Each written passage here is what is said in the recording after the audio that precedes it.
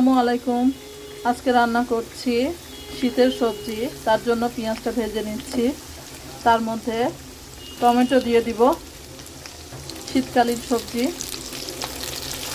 নেড়ে নিব। তারপরে এর মধ্যে সব রকম মশলা দিয়ে দিব। সব রকম মশলা দিয়ে দিয়েছি, গুঁড়া মশলা, আদা রসুন বাটা।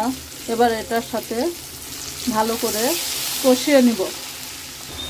তরকারিটা কষানো হয়ে গেছে। টমেটোগুলো বেশি ভেঙে দিই নাই, আস্তে আস্তেই রাখবো। এখন এর মধ্যে শীতকালীন সবজি, এই যে সিম, বেগুন, আলু, এটা দিয়ে দিব। সিমের দাম এখন একটু বেশি, তারপরেও খেতে মজা লাগে।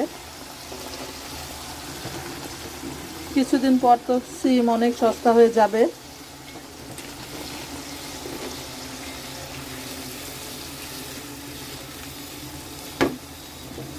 সবগুলো সবজি এর মধ্যে দিয়ে দিচ্ছি।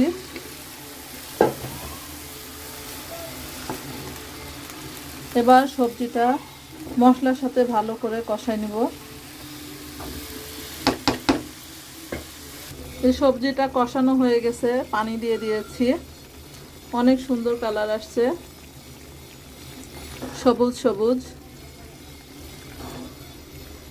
সবুজ সবজি বলে ফর ইউতে যাই। দেখা যাক ফেসবুক মামা কি করে।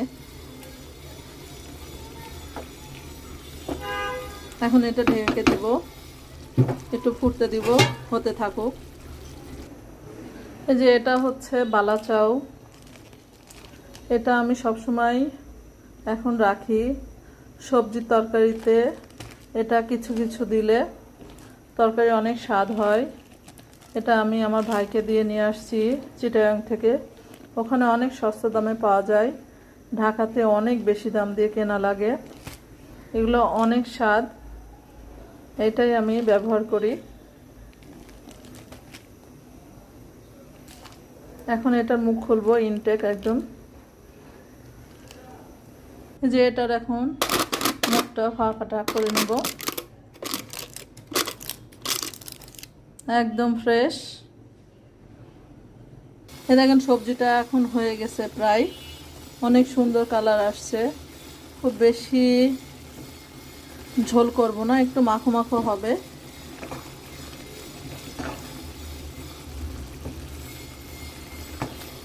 ফেসবুক মামার মন গলে নাকি দেখা যাক। ফেসবুক মামা বলে বড় বড় ভিডিও দিতে। বড় ভিডিও দিচ্ছি, ভিউ কম হয়, তারপরেও দেওয়া লাগবে।